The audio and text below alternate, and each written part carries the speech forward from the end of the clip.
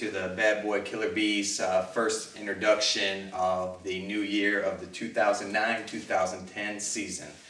I am Diddy here to inform everybody what we're doing and what's going on with the Bad Boy Killer Beez here.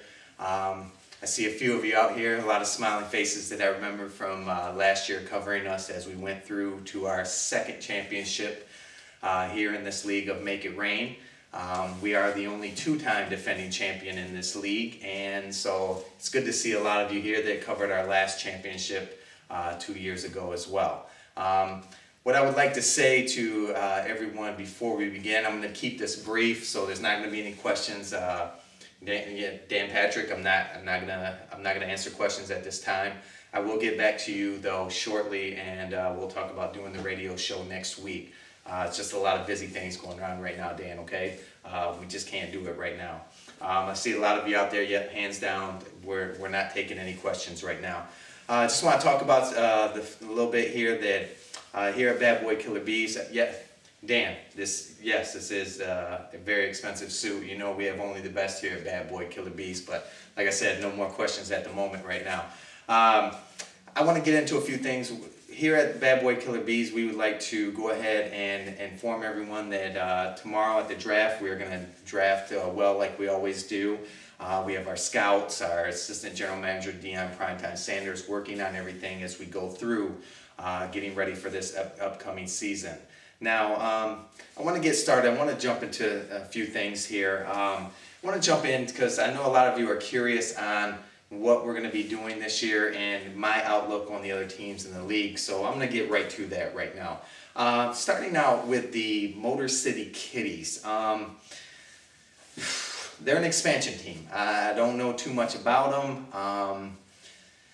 The only thing I can say is next team. It's hard to really get a grip on it because, like I said, being an expansion team. What I will say to them is you're really coming into something new.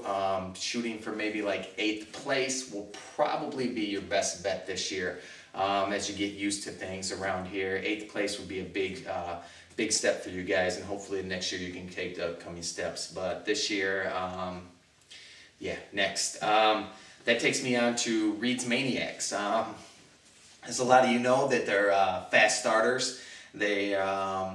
They shoot out of the gate. They're kind of like, I would say, like an energy drink. You know, they start out quick, you know, they're in first place, they're really moving, people are talking, their fans are excited, and then, boom, crash, you know. Just crashes like an energy drink about halfway through the season. So that's, you know, that maybe they can improve on it this year and keep that pace up, but track record shows otherwise. So, like I said, we'll see what happens with them. Moving on to Iceman's Elite. They surprised many last year. You know, they were there, but they took 2nd place, but there's no trophy or plaque for 2nd place. You know, I guess you have to be a maverick to win this league. Some news reports came in, you know, their coach, their general manager, whatever you want to call him, he's out of shape. He's photographed on beaches. You know, people are trying to push him back in the water, so I guess they might take on that same persona, the players might, so watch out for that. Takes me to EMU Eagles.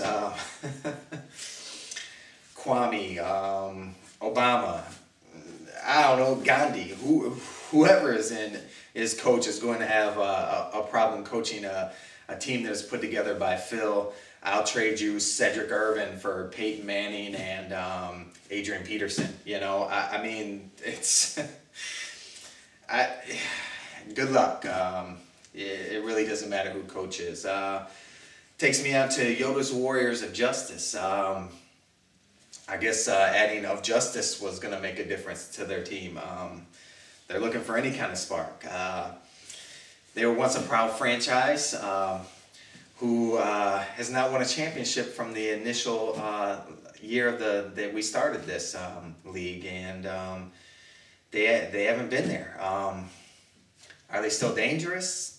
Yes, they're absolutely dangerous. They draft well. They scout well. They're a really good run organization. But looks like so far the force has been kind of a farce, you know.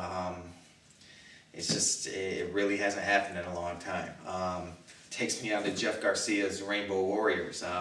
Richard Simmons, Ellen, Rosie, you know, Jeff Garcia himself. How can this mix be a recipe for success? It can't. I mean, you can have a successful talk show, you can have a successful fashion designing you know, group there, or you know, anything like that. But as far as a football team and being a great franchise, it can't be run that way. It's not going to be successful. Sources have told me that for motivation, the team makes the players watch Brokeback Mountain before every game. It hasn't been working. I don't know why they do it. Jeff Garcia, maybe he just likes to make them watch that for some unknown reason. I don't know. It's just maybe a Jeff Garcia thing. Jeff Garcia. Whenever they're around, I let my security know about him. We're on high alert when he calls. He comes by to offer a trade. We have plenty of security for him. I just don't trust that guy. He's a little strange. Takes me on the platypuses. Are they still on the clock? Yeah, Dan, you remember that. Yeah, they took forever to draft a couple years ago. You know, we all remember that. You know, did Scoopin Jr. take over? We're hoping he did. I'm hearing reports that he's being promoted to assistant general manager. We're kind of hoping that he stays on and becomes the general manager and takes over the team. So, you know, because it's just being run into the ground right now by Scoopin Sr. He's not showing very well. Takes me on to King Trav's terrible Knights. The Knights fell off last year. They just, like the stock market, they just dropped. Chuck Norris was brought in a couple years ago to protect, you know, their coach Burger King from beatdowns from Rampage Jackson because he was spying on practices at Yoda Warriors headquarters. We all remember that King, man. That Burger King, he's really creepy. He's very creepy, and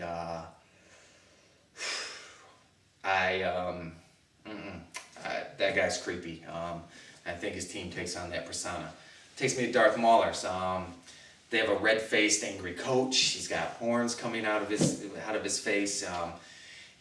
They're a one-time champion. Haven't been there in a long time. They're the ultimate jinx for player injuries, whether they're drafting them, whether they're trading them to you. They have a propensity to trade players, and then that player gets injured the following week. I've instructed Deion Sanders not to take a phone call from Darth Mauler's anymore. We're not making any trades with those guys. They something funny going on there. The dark side, something's at work. I'll open it up for questions. Like I said, I got to be brief here. I got to be very brief, so I'll take a question, maybe one. Yeah, Aaron Andrews, go ahead.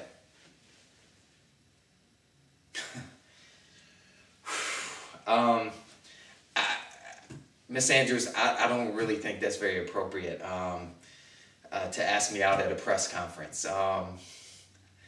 You know, it's just not appropriate. What I will do, Miss Andrews, is you can go ahead and leave your number with one of my staff. Yeah, right over there. Leave your number with them, and I'll get back to you. I'll give you a call.